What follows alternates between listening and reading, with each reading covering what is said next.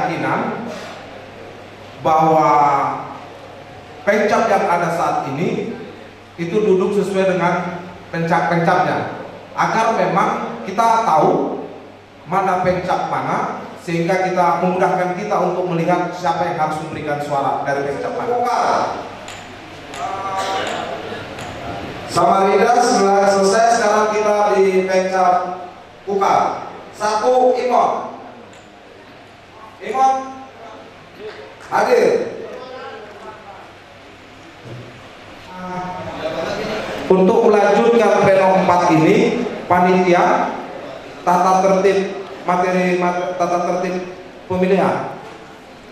Kita mulai masuk ke materi untuk langsung pleno 4. Kita langsung lanjut ya, materi pleno 4. Oke. Begini. Sambil menunggu panitia menemukan materi untuk pleno 4, saya mengusulkan bagaimana kalau ini saya bacakan, nanti kalau sudah ketemu baru nanti kita lanjutkan melalui ini. Setuju? Sekalian, materi daripada pleno 4 kita membahas tentang tata cara pemilihan pengurus daerah Kalimantan Timur Ikatan Alumni Sekolah Kota dan Menengah Atas. Kita sepakati dulu, kita bahas per pasal atau sekalian di BI ini, atau memang kalau saya berpendapat kita per pasal dulu, kita ubah-ubah di situ, baru kita pindah ke pasal 2. Setuju? Tapi mohon kalau ada yang mau bicara, tunjuk tangan dan jangan double-double. Hari ini kita membahas tata cara pemilihan dan pencalonan. Saya tidak bilang tata cara pemilihannya, dalam hal ini siapa yang memilih dan siapa yang dipilih. Di sini yang ada hanya siapa yang dipilih, tapi siapa yang memilihnya tidak ada. Kalau tadi memang di dalam tata tertib secara umum musda, memang siapa yang menjadi peserta dan siapa yang jadi peninjau jelas. Tetapi di sini tidak ada menampilkan siapa yang memilih, boleh memilih, dan siapa yang boleh dipilih ya, tapi siapa yang boleh memilih. Dan saya klarifikasi, nama saya bukan Ahmad Chani, foto kami 2, nama saya Adi Wardana. Foto kami 2, ya. Mohon maaf. Jadi itu, siapa yang memilih ini tidak diatur di dalam ini. Saya mohon mungkin perlu di ini. Kenapa? Karena yang duduk-duduk di sini adalah peserta. Mungkin yang sisanya adalah boleh dikatakan mungkin di dalam syarat musyawarah mungkin peninjau, boleh dikatakan seperti itu.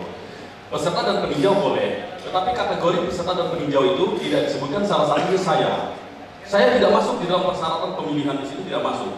Saya sebagai pemilih atau tidak itu tidak dapat dilihat. Nah ini yang perlu diinikan. Apakah pengurus demisioner, yang pengurus daerah demisioner itu juga punya hak untuk memilih dan dipilih, walaupun nantinya adakah memilih atau dipilih, tapi yang jelas memilih boleh atau tidak. Itu mohon kejelasannya. Terima kasih.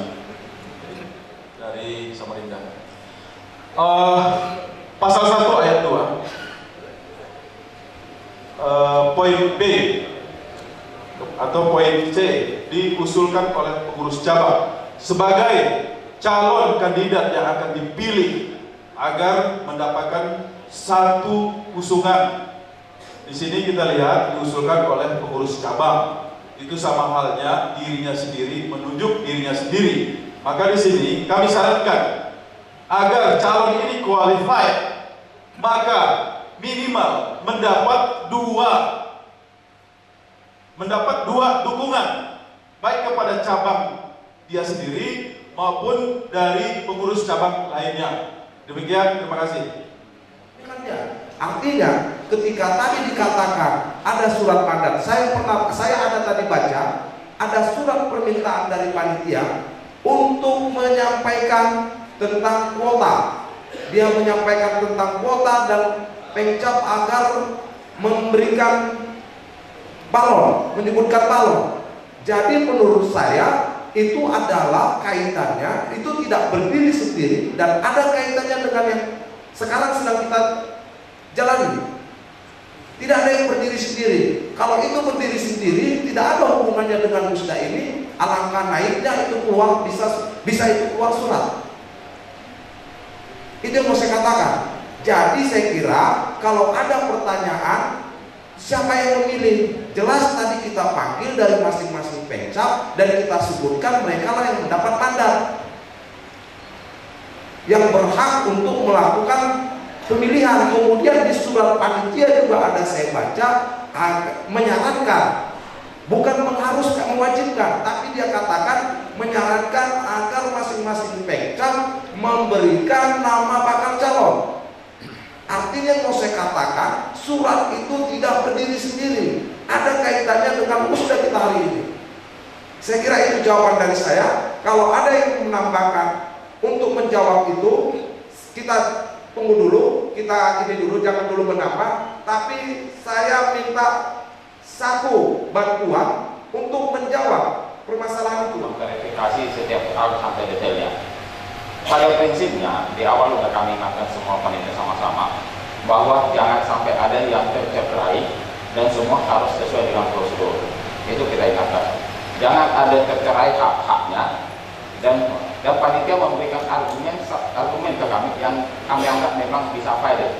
Dan itu tadi malam kami uji. Contohnya gini, panitia menyatakan kemarin kami jumlahnya banyak, waktu kami sedikit, maka kami pakai sistem perwakilan. Oke, nggak apa-apa pakai sistem perwakilan, tapi kayak mana sistem perwakilan itu keluar, itu ada prosesnya.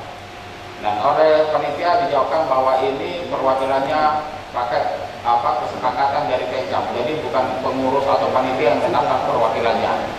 Oke, kalau gitu berarti ada surat dari pengurus cabang yang menyatakan bahwa mereka telah melalui proses itu, maka dia berhak mewakili suara Pemcap itu. Dan itu oleh panitia dikatakan kami kemarin ada rapat di Kutai Barat, ada rapat di Samarinda, ada rapat di mana-mana, yang akhirnya kami sebut ini penjaringan dan pemufakatan dari pengurus cabang.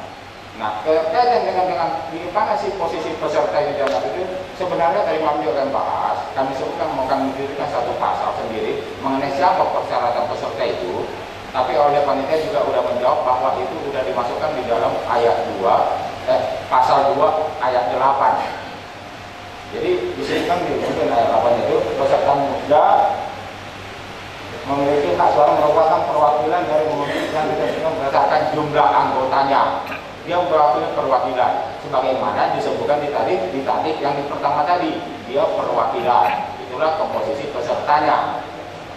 Jadi kami ulangi lagi, posisi masing-masingnya itu bahwa ini udah melalui proses dan kami tidak bisa menghampakan proses yang ada di Pemcap karena mereka memang perwakilan dari Pemda dan itu harus diakomodir. Tapi gimana prosesnya di Pemcap? Saya kira Pemcap punya hak untuk membuat itu menjadi benar. Jangan kita cederai apa yang menjadi hak Pemcap. Jadi ketika Pemcap menyatakan bahwa ini perwakilannya itu, kami juga tidak bisa ngejas itu dibatalkan kecuali dia melalui proses lagi dari awal. Karena itu katanya udah kesepakatan dan udah disosialisasikan oleh seluruh panitia kepada seluruh Pemcap.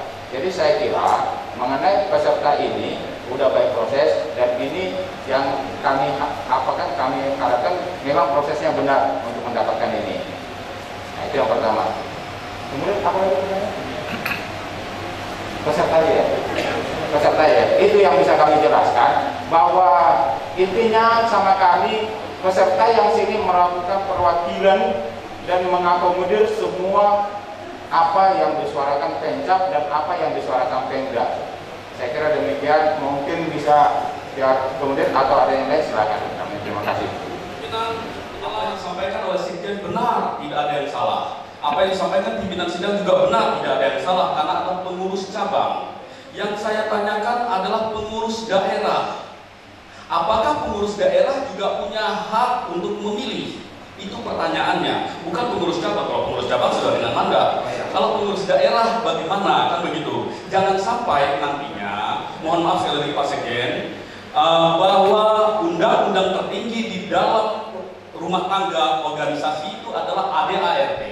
Itu yang tertinggi. Setelah itu adalah hasil keputusan rapat, baik musda dan seterusnya.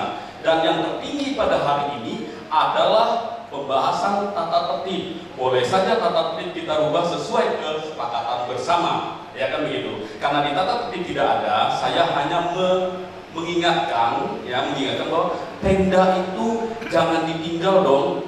5 tahun Pemda bekerja itu tidak diberikan hak suara kalau dilihat dari tata tertibnya kan seperti itu. Kami memohon dengan sangat, bukan mengatakan kacang lupa akan kulitnya, tapi saya yakin ini mungkin lupa akan kulit kacang kali mungkin ini ya. Terima kasih. Baik. Siapa yang berwenang menghadiri Pemda? Yaitu anggota. Atau kalau misalnya ada komisariat, tapi yang dikenal di ADRT kita itu sampai komisariat. Oke, terus kemudian siapa yang berwenang menghadiri di Musda? Itu adalah Pemda. Kalau ada Pemdanya, kalau tidak ada anggota, siapa yang berwenang menghadiri di Munas? Yaitu adalah Pemda. Artinya jelas, kalau tadi mau dikatakan, mau ditanyakan adalah apakah Pemda demisioner berhak mendapatkan suara, entah berapa itu jumlahnya, apakah mereka berhak yang sudah demisioner? Kalau memang begitu, sebentar, saya mau katakan, apakah forum Musda, sebab ini adalah tingkat keputusan tertinggi di Pemda, di daerah. Saya mau katakan, apakah kita sepakat Pemda demisioner? Sebentar, saya bicara, tolong hargai, saya bicara, sebentar.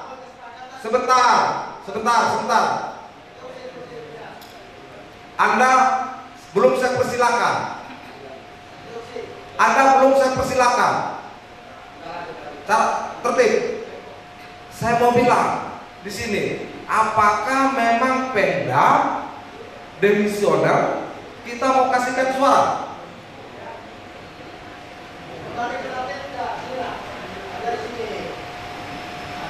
Anda jangan bicara demokrasi sama saya.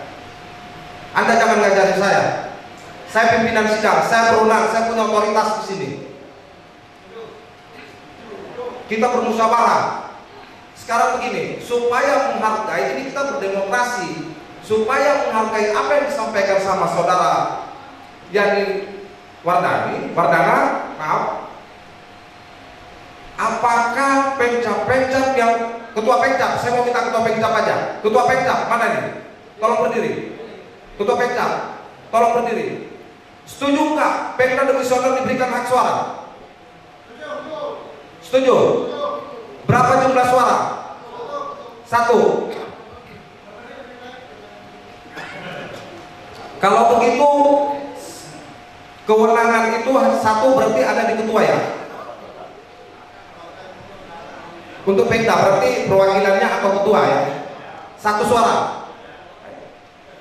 Terima kasih saudara Yani Wardana. Baik. Sekarang untuk saudara siapa namanya tadi?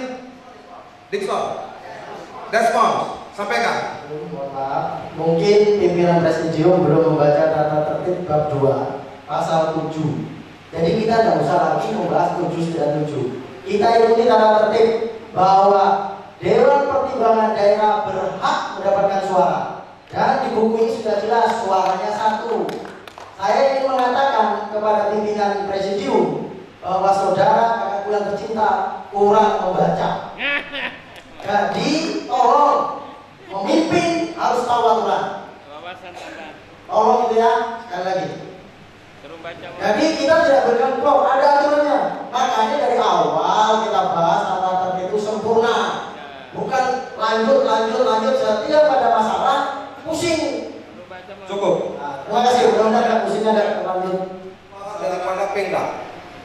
Dan memang berdasarkan kebiasaan yang ada di musda-musda lain, bahwa Pemda memang tidak mendapatkan hak suara untuk itu.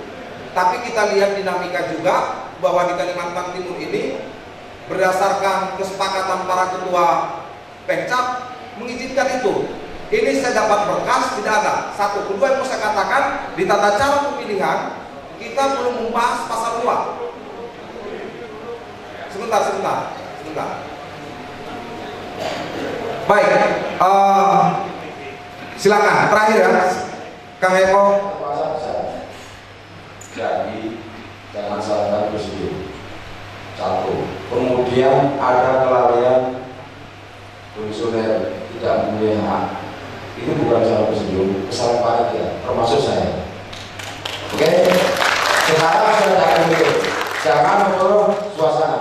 Saya minta tertib, saya terpaksa bicara. Minta tertib, segera selesai. Jadi itu tadi kesalahan saya, termasuk kesalahan saya. Oke ya? Siap? Oke. Ada misalnya dari Katara bahwa mereka punya hak suara 6, tapi yang hadir 2. Menurut teman-teman atau menurut forum ini, terhadap sisa suara 4 itu, apa yang harus kita berikan kepada mereka? Sebab mereka bilang tadi, tolong ini dibicarakan, mereka punya hak suara 6, tapi hadir 2. Ya begitu, Kaltara. Silakan pencap-pencap yang punya hak suara. Bagaimana untuk solusinya? Ya, karena ini sudah terkait dengan suara langsung, saya kira pencap ya, yang berkaitan dengan itu untuk yang bicara. Baik, terima kasih Presidium. Kalau kita mencermati pasal 2 ayat 9, situ disebutkan tidak menyebutkan hadir atau tidak. Nah, di situ mungkin kalau memang mengikuti apa yang tercantum di dalam ayat tersebut, saya kira haknya itu tetap sesuai dengan mandat yang dikeluarkan oleh Pemcap. Tetapi kalau tidak, disebutkan di situ harus dengan kehadiran. Itu yang perlu dilakukan. Kalau menurut kami, ya kalau berdasarkan hal itu, artinya haknya tetap sesuai dengan mandat yang diberikan. Terima kasih. Sesuai dengan kuota yang diberikan. Pemcap mana? Kami dari Pemcap Ungar. Pada intinya, LKP-nya saya kira yang ayat 9 itu yang kita ubah. Karena begini pimpinan, bagaimana kita memilih?